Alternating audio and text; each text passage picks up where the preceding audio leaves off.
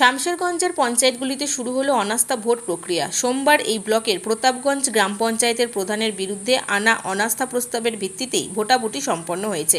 এই প্রক্রিয়ার মাধ্যমে প্রধান পদ থেকে অপসারিত হলেন মোহাম্মদ রফিকের স্ত্রী আয়েশা বিবি।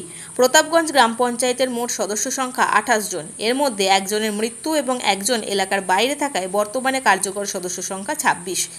সোমবারের অনাস্থা সভায় প্রধানের পক্ষে 6 জন অনুপস্থিত ছিলেন। অন্যদিকে উপস্থিত 20 জন সদস্যই প্রধান আয়েশা বিবির বিরুদ্ধে ভোট দেওয়ায় সর্বসম্মতিক্রমে অনাস্থা প্রস্তাব গৃহীত হয়।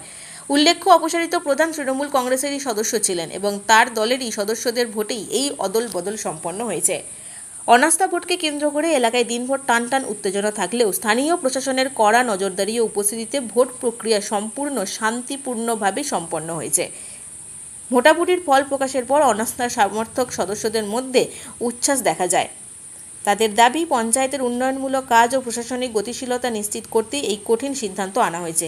ব্লক প্রশাসন সূত্রে জানা গেছে, খুব শীঘ্রই বিধি মেনে বিশেষ সভা ডাকা হবে এবং নতুন প্রধান নির্বাচনের দিনক্ষণ ঘোষণা করা হবে। পুরনো প্রধানের অপসারণের পর এখন সকলের নজর নতুন প্রধান নির্বাচনের দিকে। স্থানীয় রাজনৈতিক মহলের নতুন প্রধান কে হবেন তা নিয়ে জোর চর্চা চলছে। সংখ্যাগরিষ্ঠ সদস্যদের আস্থা ও সমর্থন থাকায় নতুন প্রধান হিসেবে আব্দুল কাদিরের স্ত্রী শিরিনা খাতুনের নামই বর্তমানে সবচেয়ে বেশি জোরালোভাবে সামনে উঠে এসেছে।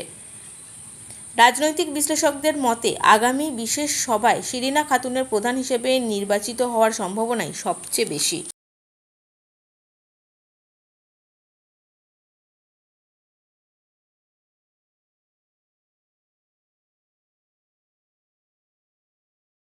আমাদের অনাস্থা ছিল প্রতাপগঞ্জ পঞ্চায়েতে।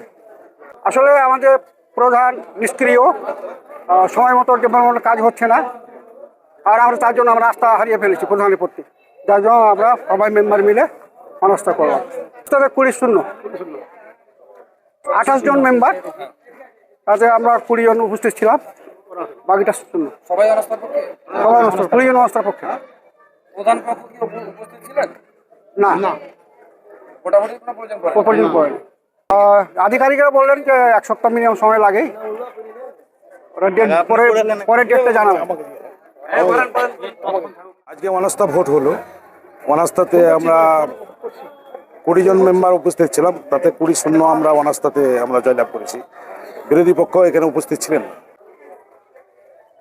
সবচেয়ে বড় বহু কথা আছে, কিন্তু ঘটনাটা হচ্ছে যে আমাদের যে প্রধান কাজের ক্ষেত্রে এবং পঞ্চায়েত পরিচালনার ক্ষেত্রে অত্যন্ত নিষ্ক্রিয় এবং একনায়কতন্ত্র ভাব, মেম্বারদের কোনো গুরুত্ব দেওয়া হতো না। তার জন্যই আমরা 20 জন মেম্বার দীর্ঘদিন যাবৎ আমরা তাকে অনেক রকমভাবে বোঝাবার চেষ্টা করে এসেছি, কিন্তু কোনো কথাতেই কর্ণপাত করেননি। এবং সর্বোপরি একটাই কথা তিনি বলেছিলেন যে আমরা মেম্বারের বলে প্রধান হইনি, আমাকে পার্টি করেছে। আমরা সেই দিনকেই বলেছিলাম যে ঠিক আছে, তবে আমরা ভবিষ্যতে মেম্বারেরই একটা প্রধান তৈরি করব।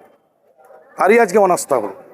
আমরা তৃণমূল কংগ্রেসেরই প্রধান ছিল, আমরা তৃণমূল কংগ্রেসেরই মেম্বার। 28 জন মেম্বারের মধ্যে আমরা 26 জন তৃণমূলের। আমরা ওই জায়গাতেই আছি, কিন্তু প্রধানের বিরুদ্ধে আমরা অনাস্থা করেছি।